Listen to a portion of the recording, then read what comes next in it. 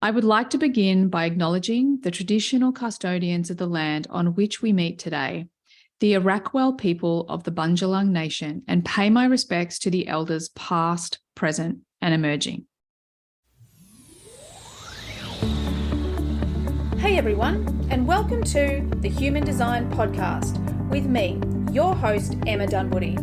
I'm a qualified master coach and human behaviour specialist, as well as being a qualified human design coach. And I work with clients every single day to answer the big questions. Who am I? Why am I here? And what is my purpose?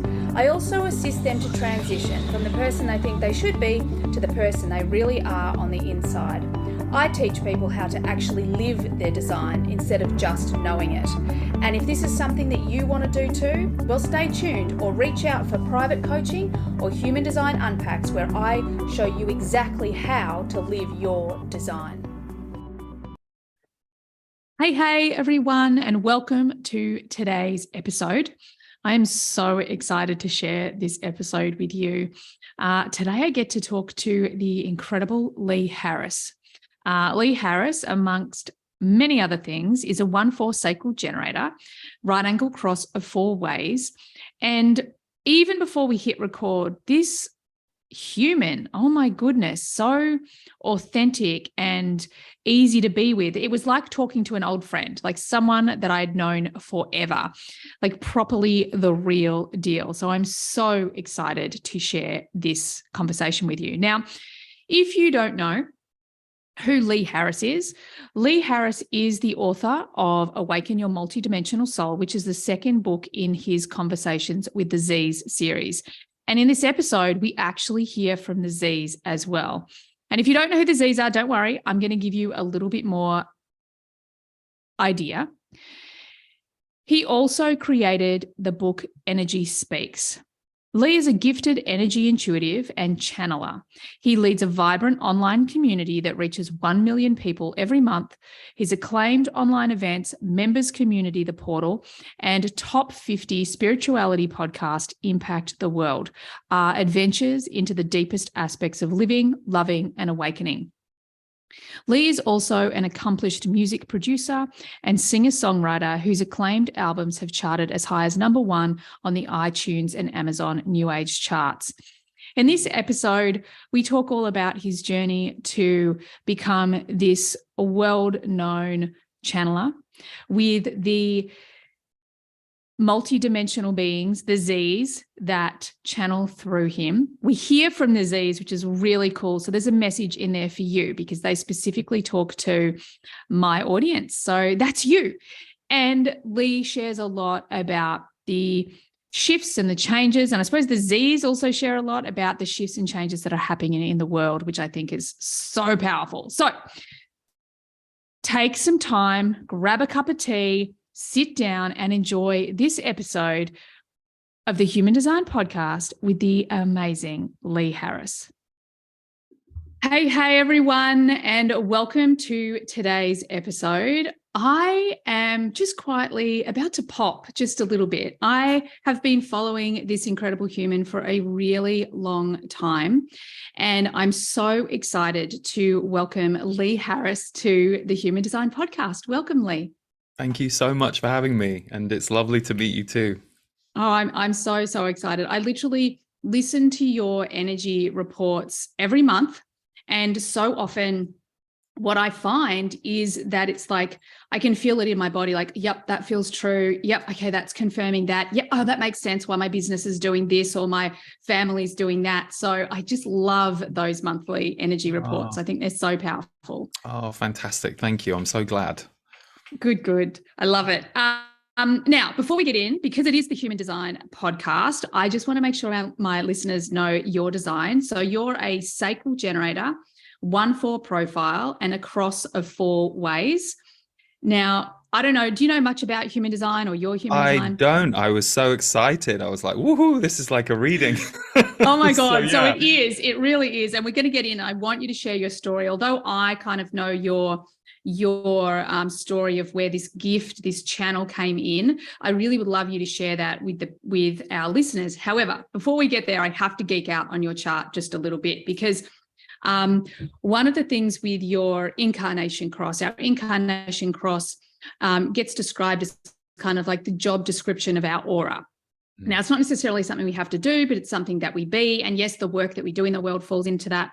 And you have a very unique cross because the themes kind of shuffle every 18 and a half years, which none of the other crosses do. And there's, I can't remember how many, there's over maybe 200 crosses. So there's a lot. But yours at the moment is specifically really focused, and it's in a place that we call your radiance. So it's how you shine in the world. It's also about your vitality, your health. It's in the gate of, it's called the gate 19. It's called the gate of the sensitive. And in its highest expression, it's the ability to communicate through frequency and therefore be able to communicate with any sentient energy, whether that's an animal, a human, dimension. So when I saw that, I was like, I am geeking out big time here. I love it. Wow, that's so funny. And you know what's hilarious is, if you'd have told me that 20 years ago, I'd have gone, huh? And it's funny, isn't it, how our lives just unfold who we are to us, and then we get to look back and go, oh, I see that now. And that's it, right? That's the whole point of like us being able to kind of surrender onto that journey. And because of that, I want to actually start at the beginning, because a lot of the people listening, they're people that are really driven to have an impact in the world, and they're still probably like tripping up, falling down. They're not really valuing the things that are their magic, their superpowers. And in many cases, they still think that they're perhaps their weaknesses or their struggles or the things that are wrong with them. They haven't yet worked out that that's the superpower. That is the thing they're here to do. So I would really love to hear how this incredible gift that you have of the channeling, how did it show up? Like, obviously it didn't show up and have the experience that you have today and the impact that it has today. So tell us a little bit about that journey for you. Yeah, and I would like to say, which I'm sure most of the people listening or watching this will know, it's kind of trippy to be sat here. It will be 20 years since I did my first reading in June of next year. So I'm almost 19 years in, 18 and a half years into saying yes to this career. So that's funny you said about the 18 and a half years. Yeah. But I feel very grateful to be at this point, but no way did this point look possible or who I was 18 and a half years ago. This just wouldn't. I was going through all the things you go through to just take the next step on the path, and all of a sudden one day you turn around and look behind you and go, whoa.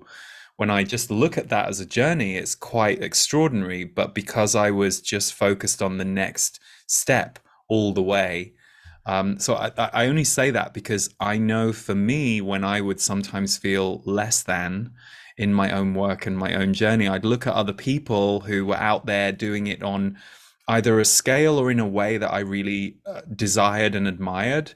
And I would often think there was something magical about that they had that I didn't. But really all I see is it's time.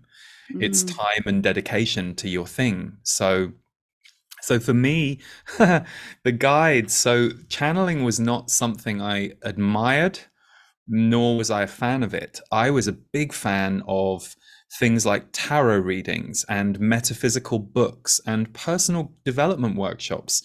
So I would go to shamanic workshops. I would go to Kundalini yoga workshops. I would go to a group called Psychology of Vision, which was led by Chuck and Lency Spezzano. He was a psychologist who was very intuitive, and she was an empath who worked with him to facilitate these workshops where we would all be going through our stuff. We'd go there with our hopes and dreams, and Chuck would help us undo it and unpack it. And by watching people be worked at the front of the room, you learned. And this is when I was about 23, 24. So we're going back 23, 24 years now. And so those were the things I thought were great. Someone took me to see a channeler. I really liked him, had a nice chat with him before he started channeling, seemed like a really kind, wise man. Then he shut his eyes and did this session for me. And as we were driving away in the car, I said to my friend, well, that was good information, but why did he have to shut his eyes and put on a funny voice? Why couldn't he have just told me that? There was a level of skepticism that was in me that I just couldn't quite understand it. And it didn't quite, it almost seemed unnecessary. You know what I mean? That was where Yeah. my mind was at. So, funnily enough, it was about a year and a half or 2 years later that it happened to me. And so now I know there will be people out there taking pot shots at me for the exact same reasons, and it's fine. You know, that I'm not in relationship with them. I'm not Yeah. there for them. But it was what was most striking to me was I heard the voice of my guides on the subway, on the London Underground, the tube. I I love was the tube. I mean, of all the places, right? You know, in my head, you should have been meditating for a year, vegan for 5 years, you know, only pure thoughts, no self-doubt. Like that was how I presumed people who heard their spirit guides had to be. So when it happened to me in the middle of all my gunky, self-judgy thoughts, I didn't I didn't question it because their voice, and they are a group, but I hear them through one voice, and it's a male sounding voice, but it doesn't really matter, you know, it's just how I hear it. It's the vibration of how I hear them. It was so clear and so knowing and so loving, but pulled no punches about some of the thoughts I was having that just weren't true. Well, Yeah. it's their fault and they shouldn't have done that to me. And they're, you know, they're like, no, you're wrong. And here's what's actually happening. And the minute they would explain to me why I was defensive and defending my opinion, not only would their answer make sense to me, but my body would open out and I would suddenly feel open again. And it was like they'd given Mm. me the bird's eye view on the dynamics I was playing. So at first, I kept it very private, and I would go home from my job in fundraising every day and write lots of questions. And I had spiritual friends. So I was quite quickly able to speak to those covert spiritual friends, those of us that would huddle in the corner and talk about things Yeah. that were too weird for our normal group and our normal friends. And I would say for about 2 or 3 years, I was giving just free intuitive advice to people in my life, in a very informal way. Just people knew I could do it, so they'd come to me, they'd call me. And then one of them, who was a yoga teacher, said, "You should be doing this for people." And so that was kind of how it all began. Mm. I was learning to say yes to everything that scared me that year. That was my focus. Like, just say yes to things that scare you, unless they seem insanely dangerous or reckless. There's the line. But otherwise, if you feel you're a bit nervous or uncomfortable, push through, Lee. Come on. And so Mm. when she said that to me, I thought, "Oh, what's the worst that can happen? No one will come." And so I did it on a donation basis. I said, you know, a donation of £10, which at the time would have been about 15 US dollars. I'm not sure what that would be in Australian. I'll spend 90 minutes answering your questions. And I had 60 people in 60 days because Wow. someone would come and then their friends would come. And so in the 15 years I did private sessions, I only ever had 2 times where I didn't have a waiting list. And the only reason I share that is not to brag or anything, but more because here I was trying to break into the music industry and couldn't. And over on the right, this thing that I didn't want, didn't even think was a viable career, like the universe was Yeah. showing me, are you going to get this? This is your path. And so eventually I really fully surrendered and dove in full time in a big way. Mm. Mm. Oh my God, I love that. I love what you said about how you had this perception that to be this channel or this intuitive, that you had to have this squeaky clean, psyche, if you like, because I think a lot of people feel that way. And that realization that actually, no, you don't. It's actually part of the journey. I believe it's so important for us all to hear that and to understand that. I also love, just momentary human design, just geek out, that you're actually a line 4. So what a line 4 is all about is the people that surround you. So everything from like a 1-4 specifically, you're going to feel safe and secure, not only in the foundations that you create physically, but in your relationships. It's really important that you have really, really solid relationships. And it's actually this energy of you get your opportunities, you get your guidance, you get your the work. It all comes through your people. So it's super important that you're surrounded by your people, because the line 4 can feel this drive to serve the people, But if they're not their people, they don't listen. And you're here to be that, like the line for is the ultimate influencer. Literally, I love the idea of, I mean, it's not probably very PC these days, but almost like a virus. It's like this person that goes into the people and shares an idea or shares a new way of being, and that influence really changes the way people see each other and relate to each other. So I feel like that's so on par with what you're doing in the world, and even how it came into your life. That's so interesting. Well, firstly, relationships are really my home. Like I've come, I've moved around a lot. I moved around a lot when I lived in England. Then I lived in Amsterdam. Now I've lived in America, in multiple places in America for 11 years. And it is the people for me. It always has been. And in a weird way, there are some people on the planet who would say, if animals weren't on this planet, I wouldn't want to be here. Or if I couldn't live in nature, I wouldn't want to be here. And I'm 100% clear, for me it's people. Like if people weren't on this planet, there's no reason for me to exist, because Yeah. they are my purpose and they are my leaning. And by the way, I love nature and I love animals, so it's not that those things are separate for me. But the other thing you just said that kind of hits me is, I noticed the other day, I can't remember what it was exactly, but I was reading some very mainstream article, and I was noticing how things in this mainstream article were parroting messages that I was channeling 12 years ago, and others too. Like, so I often think that spirituality, we're often more on the fringes, but then the ideas that we might be seeding to a small number of people, then that number of people and we all kind of take it into the mainstream, and the language gets more grounded around it. So I was struck by that, not even thinking of just myself, but thinking, oh, these are concepts I was studying 25, 26 years ago, and there were lots of authors and voices out there for that. And now here we are, a quarter of a century later, and these things are being talked about in normal society in a way that they were previously avoided or unknown. And so it was a reminder to me of the importance of that permeation. One of us can have one idea, or your one friend that you now look back on and you think, God, 30 years ago, they were ahead of their time, because they used to tell me these things that now all my other friends are talking about. So it's amazing, isn't it, how all of us in our own way, whether it's small or big, we have this influence on each other and the whole collective without even sometimes realizing we do. Yeah, I love that. And it's a lot of the reason why I love human design, because there's this overarching belief that we are, it's called the science of differentiation. And it's all about that our unique authenticity is just as valuable as the next person and the next person and the next person. And it's moving away from this idea of, like if you're this person and you influence millions of people through the work that you do, and somehow you're more important than the person that tends their garden every day.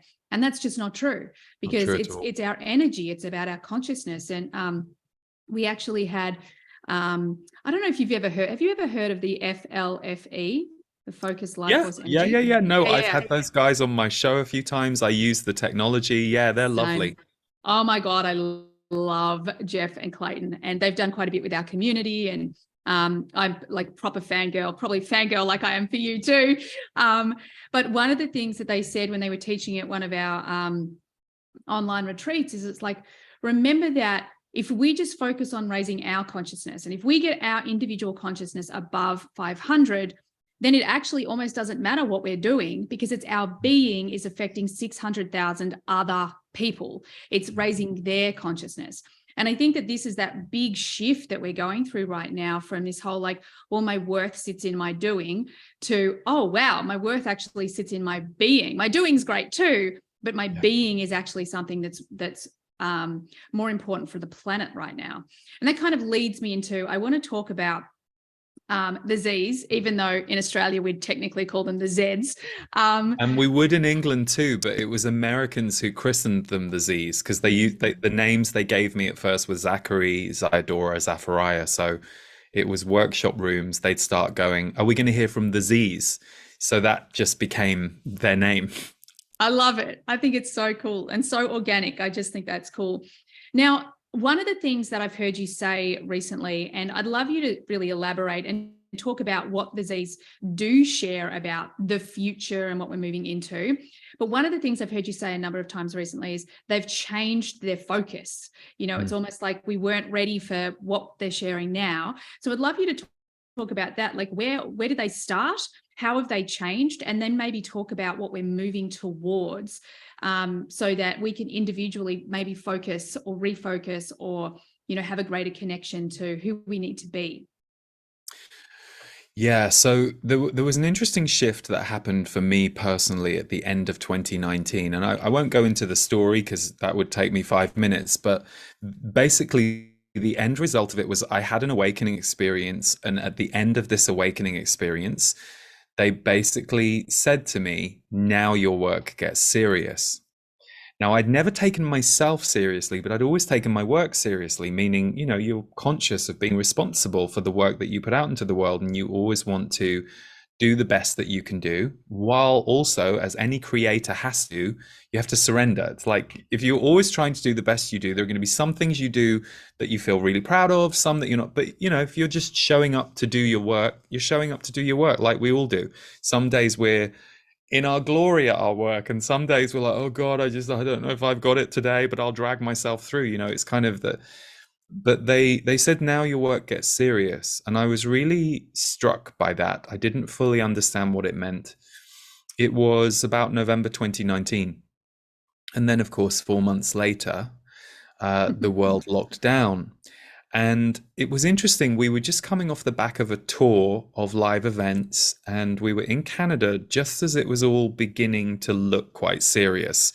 Now, of course, it looked serious in other countries like, China and other places in Italy before it got to the States in the way it did. But it was this moment where it looked very serious. We were on a plane flying home, and I think it was a week after everything shut down. And the day everything shut down, I had this friend who contacted me, or a few days before everything shut down. And she knew the governor of one of the states here, or she was friends with someone who was friends with him. And she said, just FYI, there's probably going to be, this was before anyone knew anything. There's probably going to be, just for a week or two, we're going to be asked to stay at home. So you might just want to make sure you've got, food and water in the house. She gave me this information in a very peaceful way, but I felt anything but peaceful. Like the minute, Yeah. and I could separate my own personal trigger from this feeling that this big black cloud was coming for the world. And for me, that was not to do with the reason we were all being locked in the houses itself. I won't name it because I know that, algorithms and all that kind of stuff. I just felt this awful black cloud coming. And so my only response to that at the time was, okay, I'll do a mid-month energy update. Because I think people are going to freak out. Even if they don't know why they're freaking out yet, I could just feel this. Ugh. And so interestingly, around that time, the Z's started speaking more about the energetic war that we were in. And of course, my focus as someone who I realize part of my job, or at least what I hear from people, is you help me calm down, you help me make sense of it, you help me come out of the spin. So as someone who hopefully is helping people to harmonize their experience on Earth, and it's complicated, so you do have days that are tough, but if you can kind of keep a broader view on everything and stay connected to the spiritual side of things, in my experience, it makes the human dance a lot easier. So I kind of think, okay, I stand for that, but here the Z's are saying things that some people might be triggered by, or some people might misinterpret, but I just had to surrender and let them say what they needed to say. And they said, you are now at the point where the water is boiling more. It's been simmering and rising for a while, and the seeds of it have been visible, but you are now at the point where the revolution of not just consciousness, but also humanity is kind of more at the forefront. So I think it's probably a combination of we were ready, I was readied. Like I think they did several things to me in the 6 months before that happened that kind of knocked me awake at a new level, I would say, or made me made my life less safe. And so, therefore, safety was not something I was trying to hold on to. And so I think it readied me for this new level of information. And at the same time, the one thing I really appreciate about the Z's is they say you will be asked to be very scared and to agree to feel disempowered during these times. And they say the opposite is actually what you need to remember and focus on. And you need to see that there has been this, for thousands of years, there has been this clamp on human potential. And even the way your systems have been organized are not allowing you as individuals to have a say in what's happening in the world. And they said, this is the point, this is the decade where it all starts to rise to the surface in a very uncomfortable way. And you're going to have to feel the burden of that control in order to push against it and break through it. But then they said, what you create after that is a very different world. And they said, to some of you, what we're saying will sound glorious because you've been waiting for this to happen, but don't be so cavalier about the idea of, great, well, when the dam bursts, we're all free. Yeah, when the dam bursts, a load of water is going to come in as well, and we have to deal with that. So they said, we're saying all of this to you because certain messages you will get on the planet from certain sources will be designed to make you think that the only hope you have is to follow what you're told. And they said, actually, the opposite is true.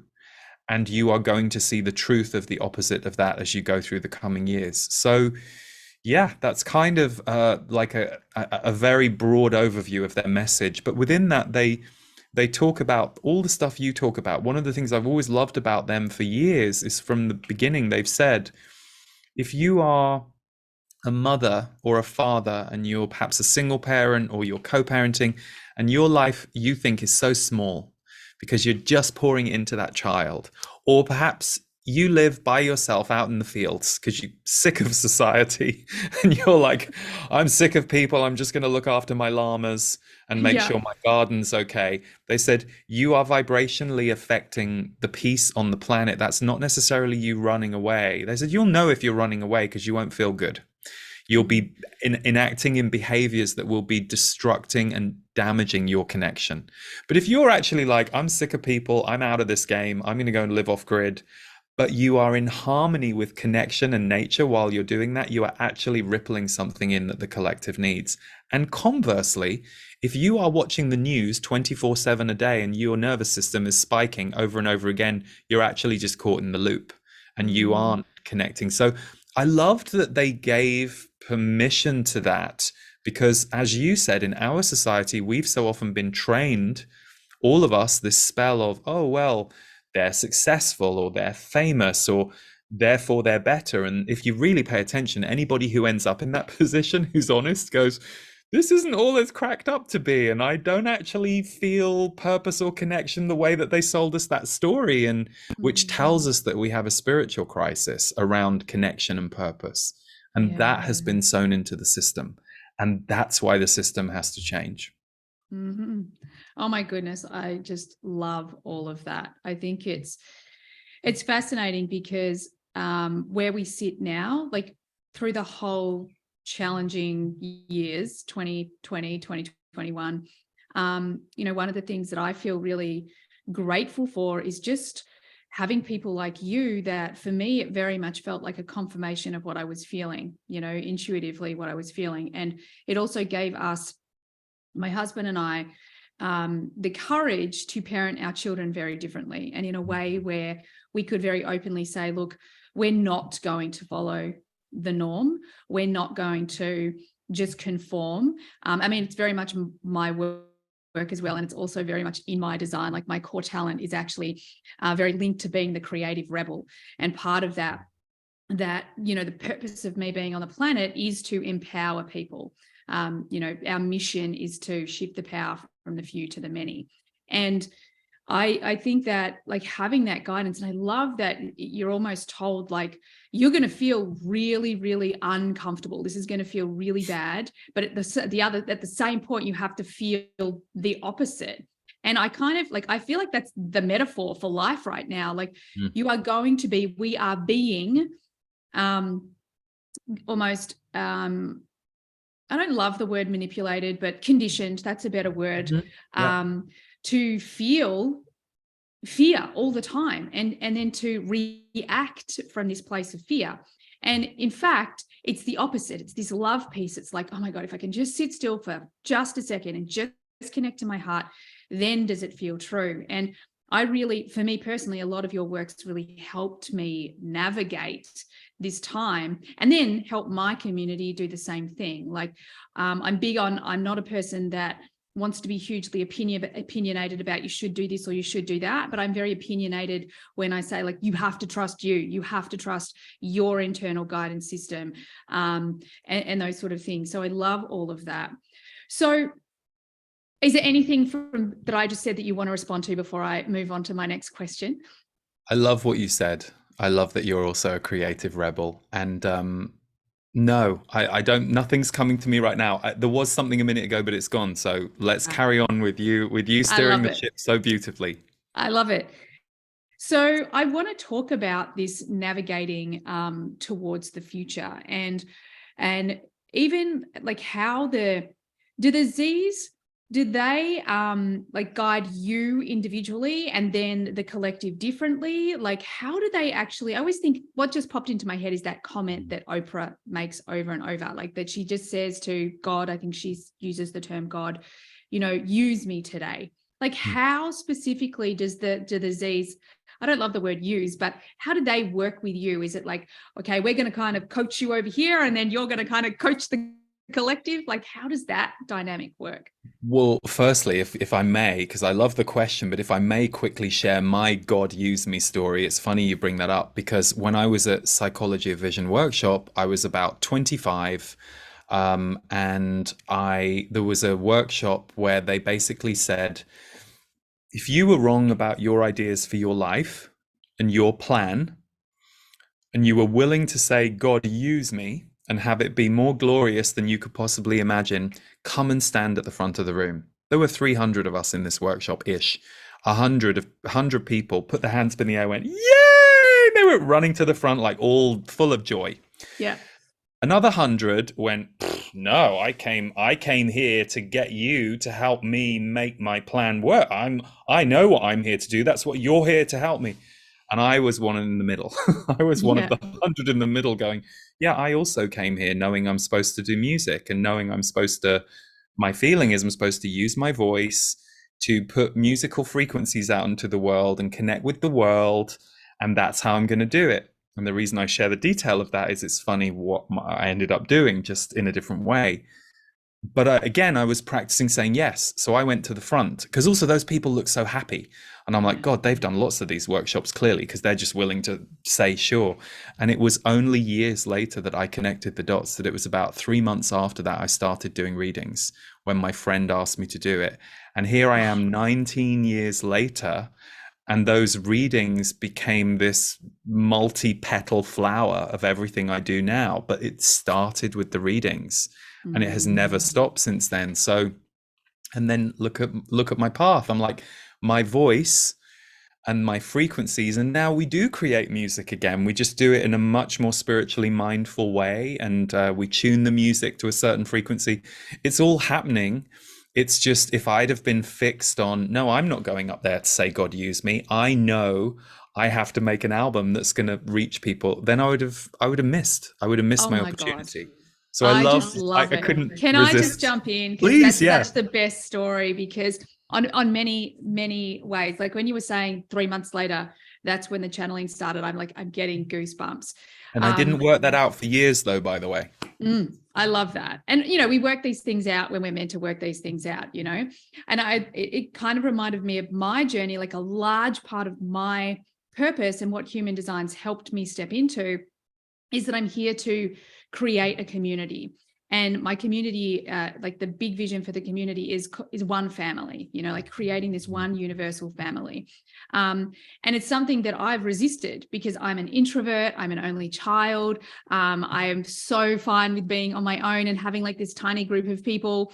And like the responsibility of that whole big community, like that's scary. But human design really helped me step into it and see that I could create that in a way that feels really good for me, and to be able to hold space for all the different people and experts and members and all the other people that can come in. So that's what I love about human design. It kind of gives us the confidence to lean into areas that maybe we feel are our weaknesses, not our superpowers. And I also want to add, you have a channel in your chart. It's the 1-8 for people listening, which is literally using your creative voice to contribute to the collective.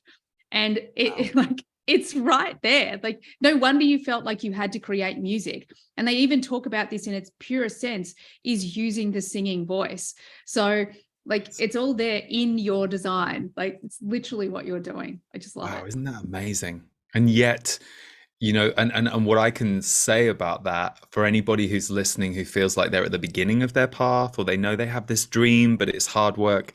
There was this kind of inner burning for me, but I had so much rubble in myself that I had to crawl and claw my way through. Like, oh, I'm not good enough. Oh, why should I be allowed to be out there? Oh, no one's going to want to hear you. All those things that we can all go through that can get in the way of us pushing through the discomfort to get to the other side. So, but remind me, what was your question again? So now I want to talk about the Z's, like moving forward, like, and how they work with you individually and the collective. That's right. Well, the way the energy updates work, which I used to call energy forecasts, but I realized I didn't want to lean into that because sometimes I'm talking about something you might have experienced last month, or some people hit it at different times. So the energy updates, I literally get 8 themes from them, and I sit down and it's very quick. But sometimes I do it over a period of a couple of days. So I will just get the themes, and then I will in the moment riff intuitively on the themes. So there are different stages for me around channeling and intuition. There is channeling the Z's, which is literally either me asking them a question and them giving me the answers, and I write those down personally for myself. And then I often look back on them a week later and go, oh yeah, I see that even more clearly now. But when I'm in channeling mode, which by the way, we didn't talk about this, but I'm happy to channel today if you want me to do it as part of the show. That would be amazing. Yeah. Yes, please. Yeah. They just come straight through, and I'm like sitting behind listening. I could stop it at any time, but I have no control over what they're going to say, which is why sometimes it's a bit uncomfortable.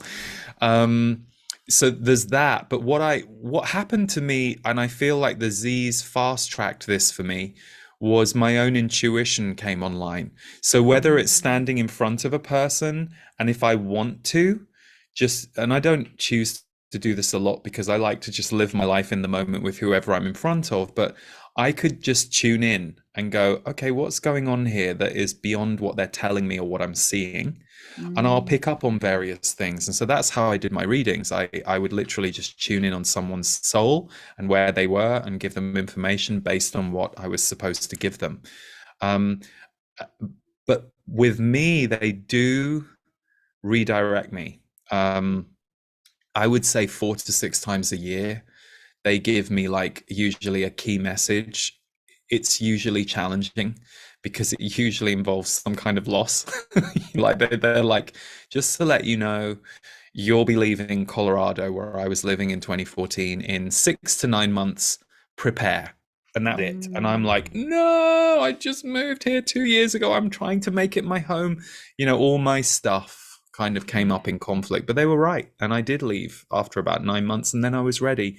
So in a way, they got me conscious of the process. I love that. I just have to quickly jump in because again, for your design, like the line 1, like the 1-4 profile that you have, the safety and security comes from these foundations. So the fact that they give you this heads up, like it really helps you to, as you say, prepare, but it's like that whole energy piece for you that So when the decision does come, you can let that sacral, because that's the way you are designed to make decisions, is your gut response in any moment. Yes, I have energy for this, or no, I don't. And you're doing it right now. Just as your head's nodding, that's the sacral response. And that means that when that time comes, you're ready and clear. Like that energy is like, yep, we knew this was coming. I feel safe and secure. So it really amplifies that gut response and being able to actually go with it. So I love it. That's interesting because I feel like often as when I'm channeling words for others, whether it's, a video or a class or tuning in, and I don't mean when I'm channeling the Z's, that's different. But when I'm like halfway up the ladder, not at Z's level, but above standard human life level, and just tuning in on the energetics for people, I feel like I now have developed it to a level that I know how my body should feel when that's happening. I may not fully understand the words. I may not be able to process the words for myself in the moment that I'm delivering them because they aren't words I've rehearsed or thought about or scripted. But I know how my body feels when that state is moving through me.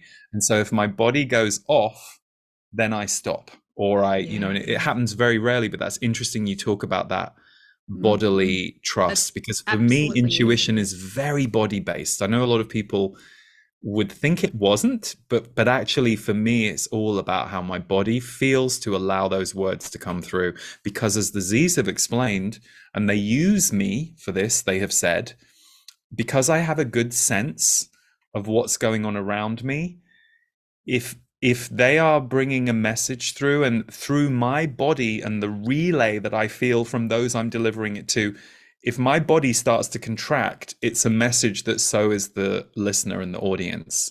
Wow. And so then it's like how they gauge the volume. It's like, okay, that was enough of that. Now we need to go over here, because they're always working on kind of us being as energetically open as we can be. Oh my God, I love that. And again, well, that's so totally funny you said it's in my chart. Gosh, isn't that fascinating? Thank God I had this conversation with you today. I'm learning so much. Great. That makes my heart sing. Well, I would love, I'm very conscious of your time. I would love to have an experience of the Z's channeling something for our audience. What would you like to do? Well, actually, something you asked me in that last question, I'd love to share before I start. So if I can just show you, this is the book that just came out yesterday in the US, but I don't know when this podcast goes out. So this is Conversations with the Z's, book 2. And there's a reason I'm showing one. I loved the first one.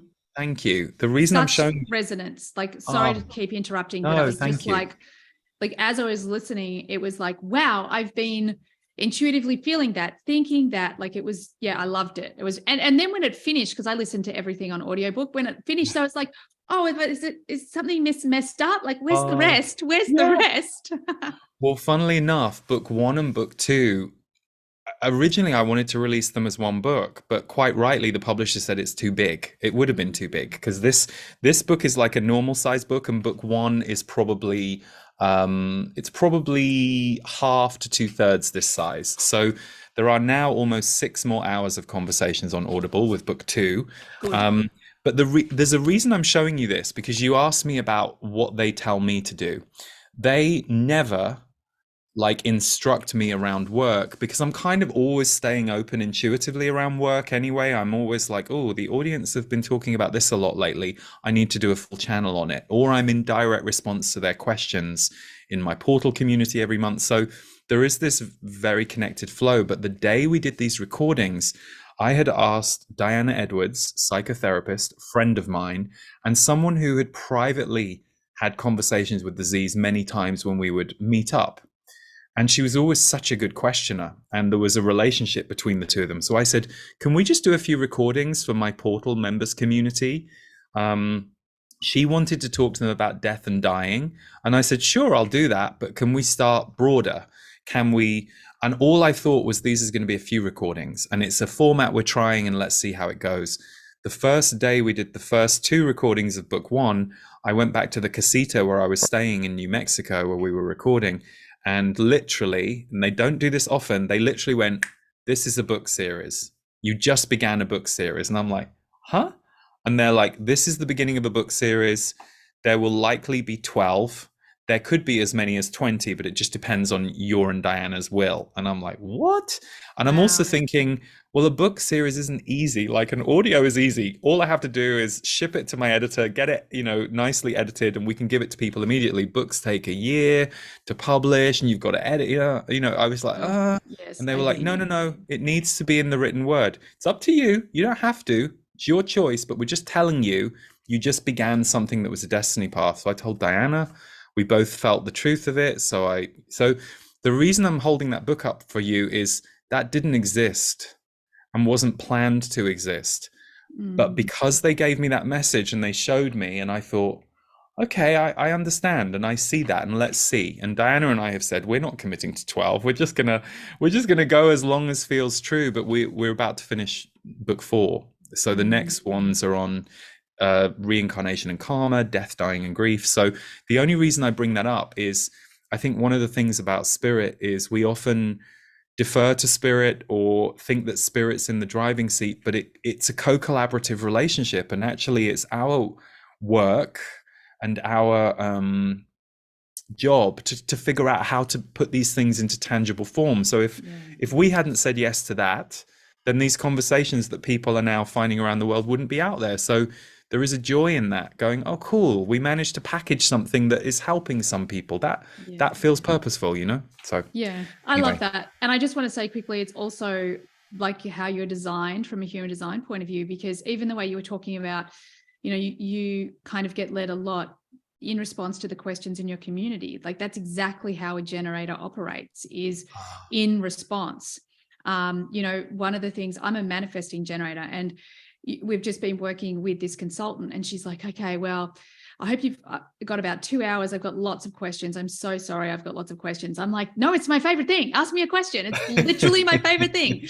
So, even that, just seeing the way that you're creating the work in the world, it's not the mind is thinking, I should do this and I should create that. It's like you're in response, whether it's to the Z's, whether it's to your community, whether it's to what's happening in the world. From a human design point of view, like your sacral is guiding you, like this is where our work is. This is where we're lit up. This is where we're excited. This is what we have energy for. And yeah, I just love to see it in real time, because obviously up until this point, you didn't have that awareness of your design, but you just it's just confirmation that you're so in alignment, especially through this frame that we use of human design, Wow. which is amazing. Thank you. So interesting. I love it. Very, very cool. Okay. Mhm. So it will, take 20, 30 seconds for me to let them in, and they will normally start with a message and then they'll hand it to you for questions. So Sure. Thank you.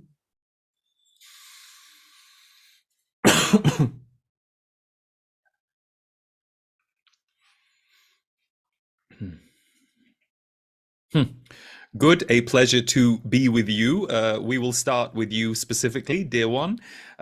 You who has what you would call the talking stick in this conversation. Even though we are aware that you do this on behalf of your listeners, your watchers, and your tribe, we should call them, for you are a very specific pyramid of light.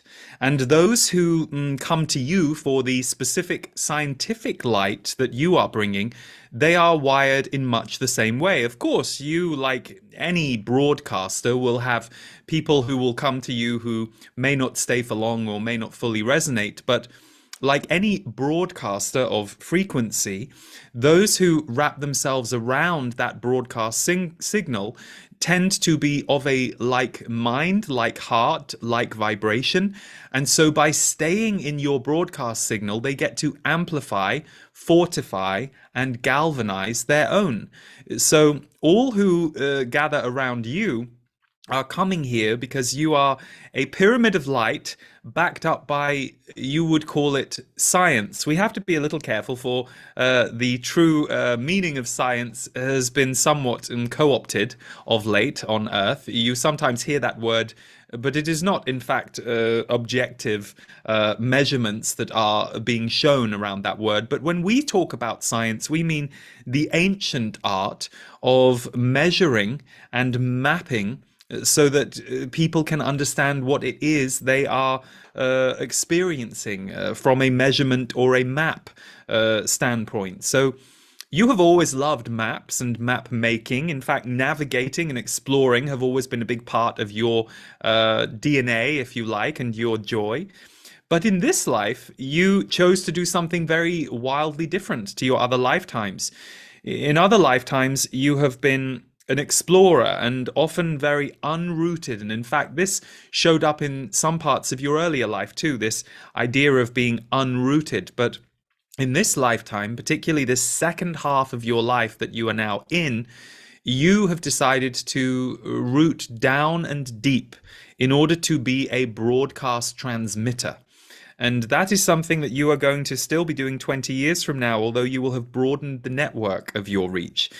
So at the moment, you are already what you would call a networker because you are here to outreach to and connect with and for others. But 20 years from now, you will be someone involved in the architecture of networks in an even, we will say, more overseeing way than you are right now. At the moment, you are on the stage with the microphone, directing traffic, directing information. But 20 years from now, the architecture of network groups will become even more interesting to you, and it will be where you have gone. But you will go there because of all of your knowledge thus far. And what we will say about you that will relate to your listeners and your viewers is your heart. Your heart has always been strong, and sometimes it has been a little too strong or sensitive for this world, but you are entering a period of not only your own personal life, but also this planet's history, where your heart can breathe more freely than it ever has. And you may, some of you listening, question that sentence, for you think, well, how can our hearts possibly breathe when so many people are in heart distress or the world is falling apart? Well, because you are becoming more empathically attuned and compassionate to the actual difficulties people are experiencing and processing now versus the hidden difficulties that, let's say, 2 decades ago, people were concealing from each other because they didn't know they could talk about their feelings or their thoughts in such an overt way. So for those of you who used to feel stifled and suffocated by the lack of honesty people had around that way of being, you are at least relieved that because of the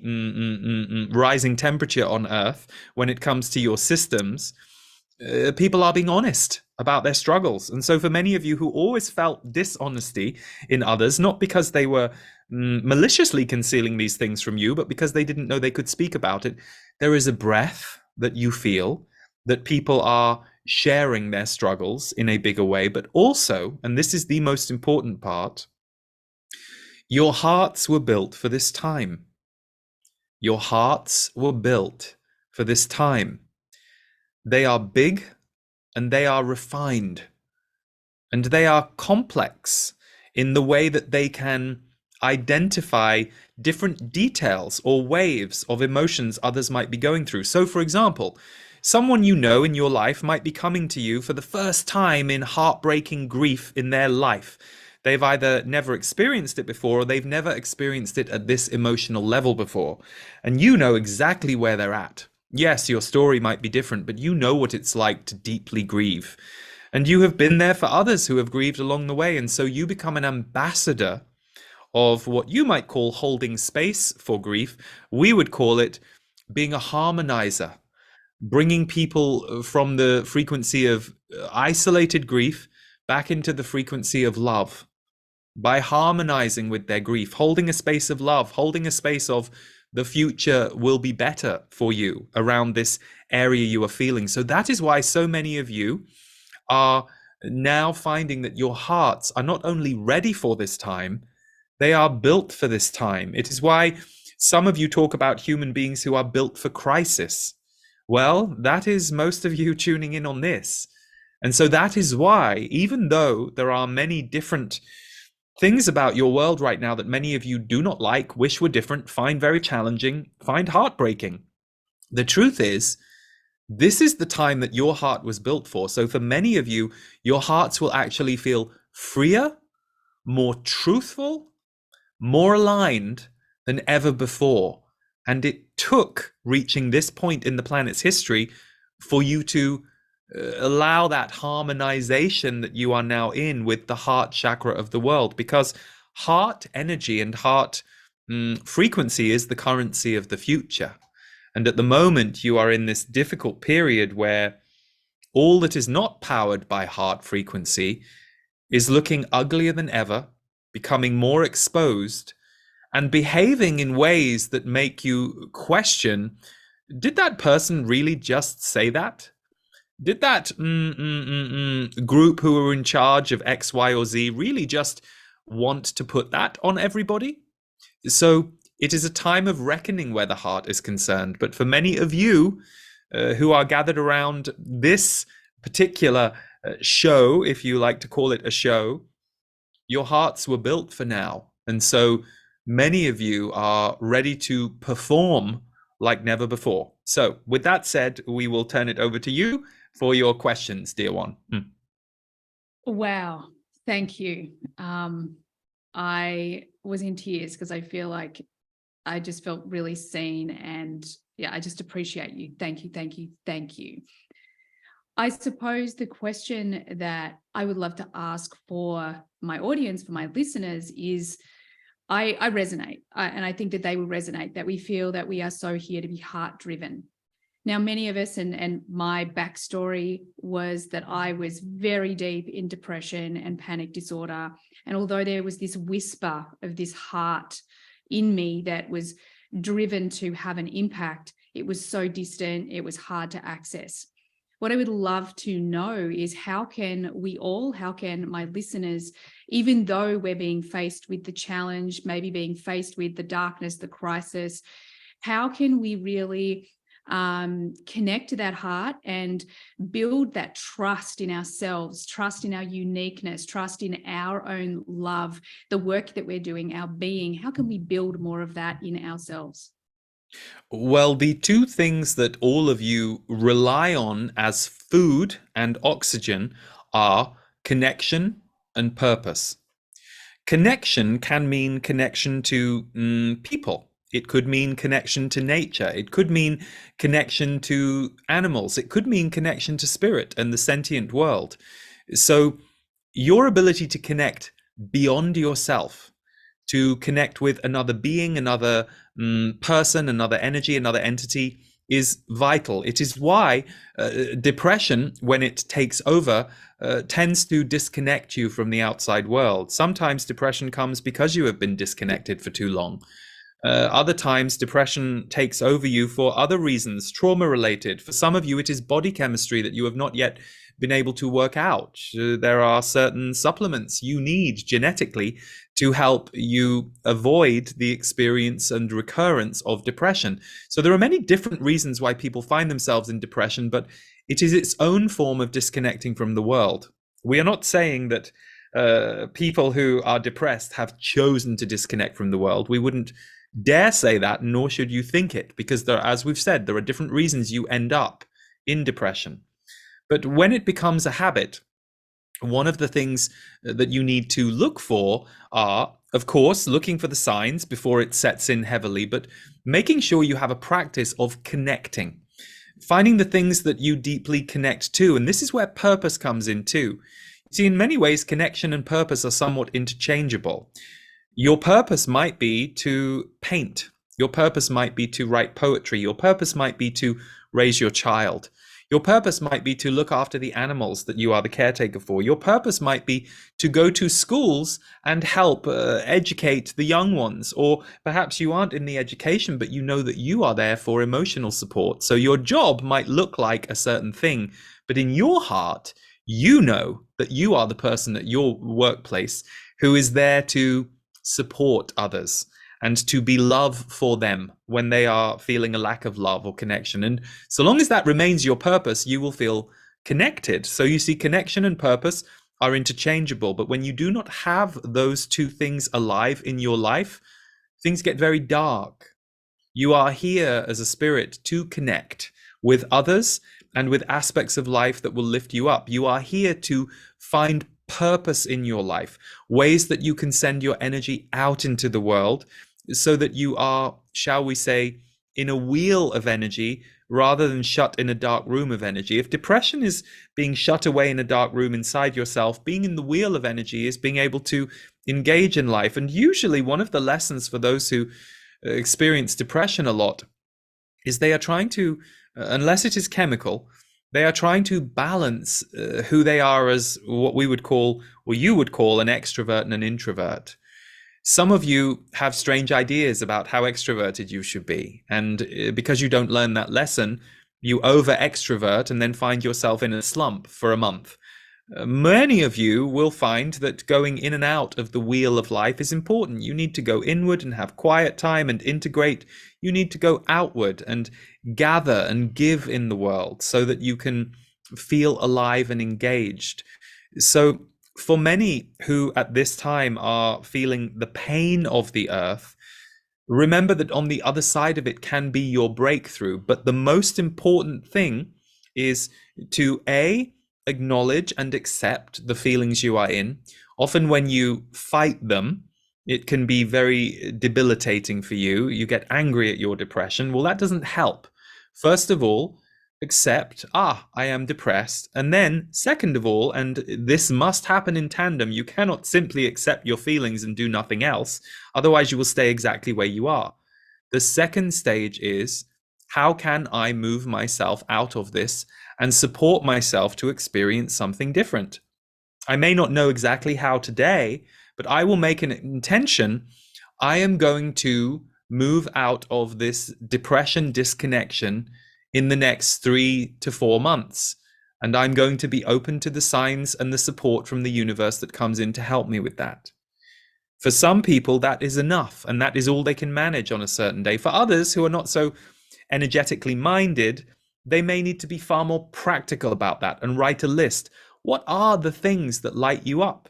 Even if only for a few minutes. Well, you need to leave a list of that around the house for you, because as you know, when you are depressed, the last thing you are very good at is motivating yourself. But if you left a list of the 10 to 30 things that light you up, or that help you when you are depressed, and perhaps the very first thing says, did you take those supplements that you need to take to keep your chemical balance okay? Did you take a walk around the block?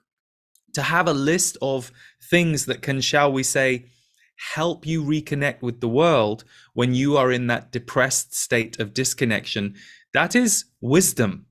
It is very wise to know there might be times in your life that you need support. And if you haven't got it from people around you, and even if you have, knowing what you need and making a record of it and leaving it in an available place is you leaving a light for yourself in the dark. So that if things do get dark, you can go to that list you pre-created and start applying them one at a time in turn to see which one of those or how many of those in turn are required to get you to reconnect with being in the spirit of life again, rather than the dark. Oh my goodness, I love all of that. And I love that there's practical steps, because often we can get so stuck in the mind. Now, does Lee have time for one more question? Can we have one more question? Yes, Lee? we have time for 2 more. Oh, wow. Awesome.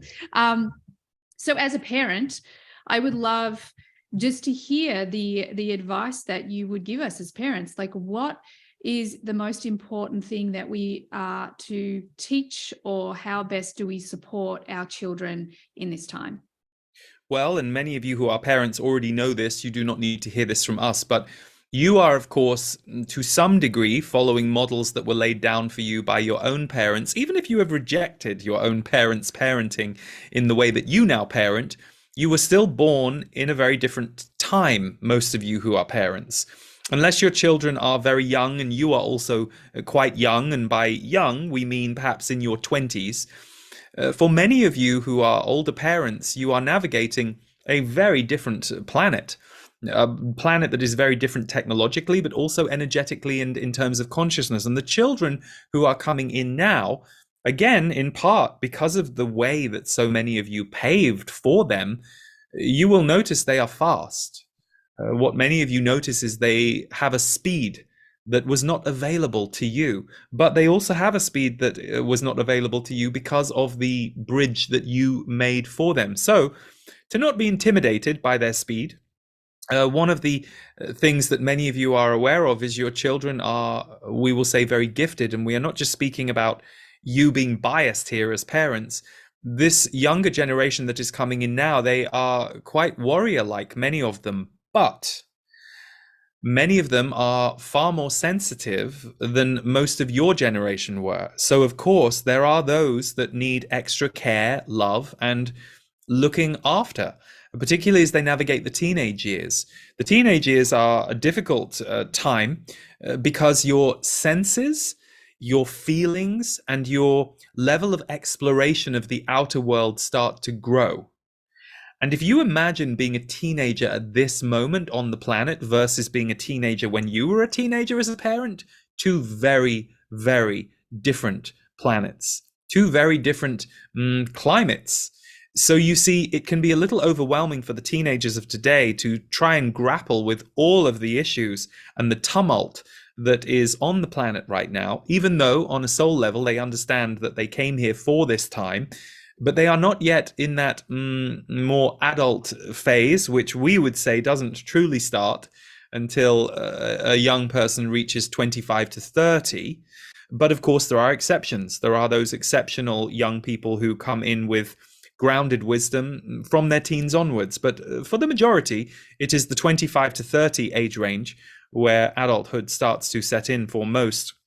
And they are beyond the explorational phase of teenagehood and early 20s. Understand it is quite a chaotic and tricky time for them. So you have to support them and love them to help them through this time as best you can, while to some degree alleviating yourself of the responsibility of what's going on the planet right now. For some of you want to protect them, shield them from what's going on. Some of you are as horrified that this is happening as they might be. So it's okay to be honest about conversations you have with them where the world is going through a strange time. And in fact, that will help them more than trying to shield or mollycoddle them. But the other piece we will say is that sometimes, particularly in more spiritually minded circles or communities, there can be this notion of the children are here to save us. And while we will say that in many ways there is some truth to that, it's a very dangerous way of thinking. Before it leaves them all alone, it leaves them hanging out there by themselves.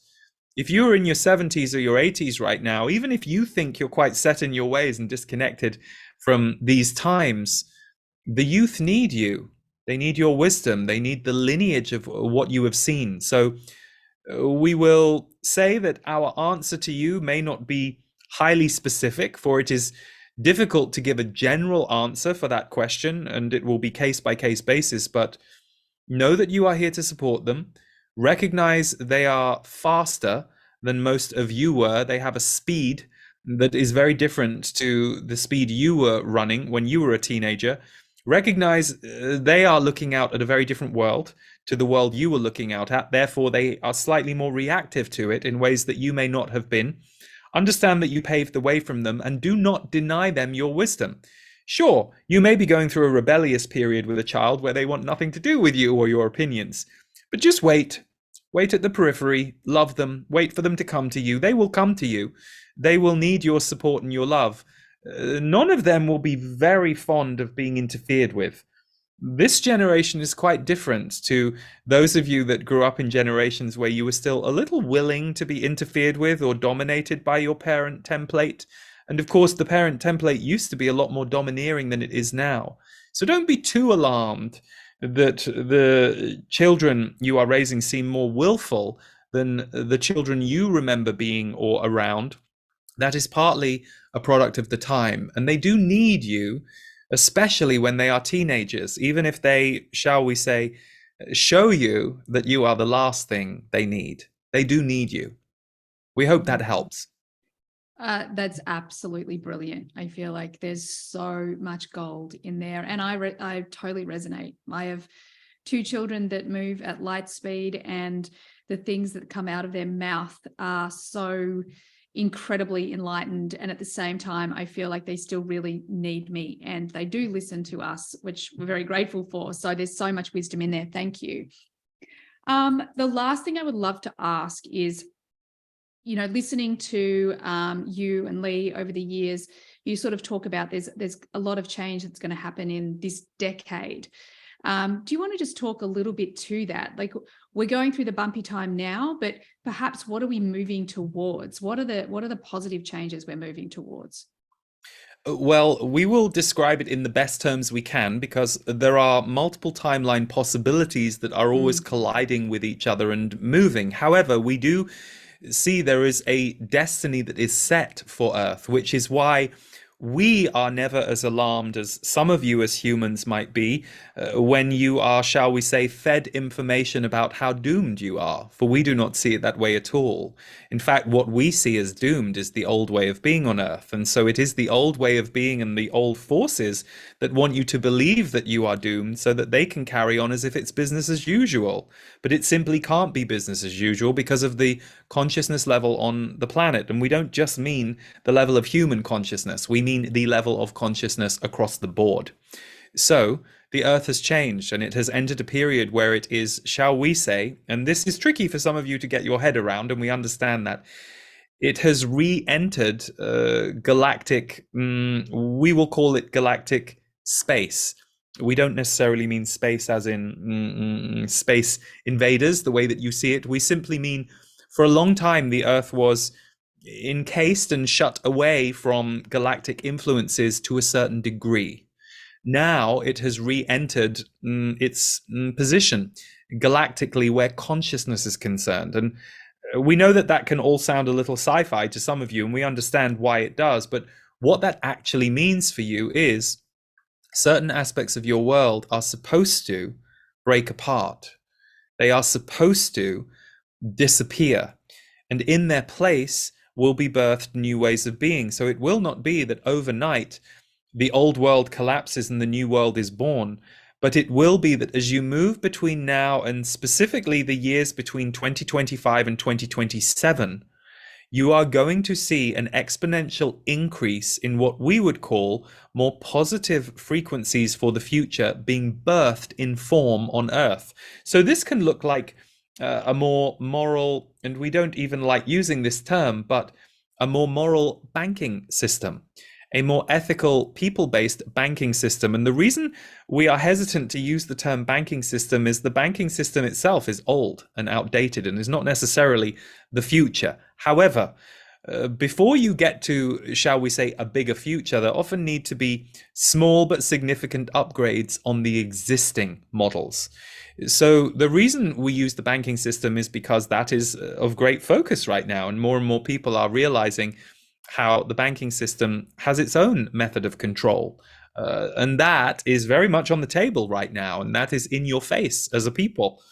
So why we mention this is, as you go through the next 2 to 3 years, even though you are going to see continued arguments, continued attempts of control, continued moments where humans are made to get into some very tight corners that make them realize that they are not being treated very well, that will lead to a continual growing awareness of how many of your systems are not working on behalf of the good of the whole, but instead are working on behalf of the good of a few at the expense of the whole. So it can seem to some of you who follow all of this that you are a little gridlocked. How do we break out of a system that has kept us encased for so long? Well, you do it in a few different ways. Number one, there will be those leading, you might call them activists. We would call them freedom warriors, peace warriors, for that is really what they are acting on behalf of. They are not activists for the sake of a fight. They are recognizing that the vibration of peace and freedom needs to be more sewn into the system of the Earth. They will be doing their work, and they're doing it right now. And you know some of them. You see some of them. They're in your communities. They're broadcasting to many. They are all doing their jobs at different positions all over the planet. There are also those you will never see or know who are inside the very systems that are holding the keys to the control and are working unbeknownst to them to bring it down from the inside. So that is a good thing that many of you are not aware of, but that is something we have been talking to you about for years. The other piece is this, and this is where most of you come in. It is the very acts of higher consciousness buildings, systems that you might be creating right now that the future is going to respond to. So we'll give you an example. Let's say you have decided to build a community garden where you can create food for many that is pollution free and free of many of the toxins that your global farming system has been forced to accept. Perhaps that is your purpose and your mission right now. And right now, you think that this is happening to feed 30 or 40 people in your area, and it's your passion project, and it feels purposeful to you. 3 to 5 years from now, your garden may be a model that is not only feeding hundreds in your immediate vicinity, but you will have connected up with other people to understand how to spread this knowledge, this awareness, this method around the world. So there are many small and medium acts of building right now that are taking place, that are coming from a heart-based place, that are slowly lighting up the world and moving your cause forward. And by the time you get to 2025 to 2027, more of these are going to be springing up into even greater visibility. And what happens when greater visibility happens? Well, you expose that which is not good. We'll give you an example. Let's say you're in a relationship with your supposed best friend and it's quite toxic. They aren't actually nice to you. But because you don't know any better, you've just been in this relationship all your life and it reminds you of your childhood. It's only when another friend comes along that is very loving and very kind to you that you recognize the difference in signature. You see an alternative, and that alternative starts to make you see the old friend very differently in ways you couldn't have before. That is why small but mighty acts of building light and consciousness on the planet are not only needed right now, they are vital, and they are mighty acts of revolution, all unto themselves. So we hope that gives some of you hope with what you are building right now that will be more in the forefront when you get into 2025 and beyond. And as we have said, it will not all change overnight. It will take time, and certain buildings will have to fall down, and there will be rubble, and there will be some consequences for certain people in certain areas. That's how this transition is going to go. But this is also what has been scripted and foretold for a very long time. So how it plays out is entirely up to you. And the more you can stay in your heart and create from your heart and put yourself into vibrations where heart is supported, you will not only be giving yourself the best experience of navigating this time, you will be seeding something very powerful that is needed on earth so that others feel it, become it, emanate it, and then copy it. That's how consciousness spreads. Energy is contagious. And so if you are not liking the energies that you are seeing that are holding you in place, start creating some new ones and start in your home first. And for some of you, what you do will permeate out and ripple into the world and be a part of the wave of light that the planet is not only asking for right now, it is desperately needing. Good. A pleasure to be in conversation with you. We will depart in peace and in love to all. Wow. Thank you. Thank you so much. Wow. Thanks, Lee. Oh my goodness. Oh my goodness. So much wisdom. I'm literally, as the Z's are speaking, I'm like, I can't wait for this podcast to go out so I can take notes. Like, it was just so fantastic. So fantastic. Thank you so much. Thank you. Thank you so much for being here. Thank you so much for giving me this time and the opportunities to hear from the Z's. I wish I could talk to you all day long, because I just feel like you're just one of the most authentic, heart-based, important people in the world. So I just really appreciate you. You are so sweet. Thank you so much. And thank you. So you thanking me for my time. Thank you for having space for this conversation, and for everyone tuning in that you hold space for, because I think I'll speak for myself, but I'm sure I'm echoing many of us here. I'm reassured by all of the things that I see going on in the world that feel like we are all doing our best to get ourselves to a better future. You know, one step, one day, one issue personal and global at a time. So thank you for what you do, and thank you for your holding space for this today. Thank you. Oh my goodness. Thanks everyone so much for being here with us. I trust you got more than you wanted, needed from today's episode. And I so look forward to having you on the next episode. Bye for now. Thanks everyone for being here all the way to the end of the podcast. I hope you got lots of value out of it. I certainly had a lot of fun doing it. Could I please ask that you share this podcast with friends if you found it valuable? And also, bonus points, could you leave a review for me as well on Apple? It would be greatly appreciated. If at any point you would like to be on the podcast, or you've got questions that you'd like me to discuss on the podcast, by all means get on my socials and DM me. Everything you need is there in the show notes. Have an awesome day. Bye for now.